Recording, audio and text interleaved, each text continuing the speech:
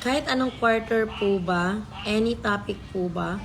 So, sa memo po, wala pong nakalagay na kailangan nyo yung quarter na to or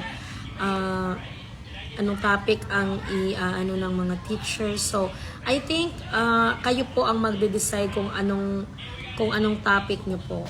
So, ngayon po ay second quarter, submission po ng ating mga papeles po ngayon, pertinent papers and NCOI MOVs. So, I suppose, yung gagamitin natin na quarter ay ngayon po.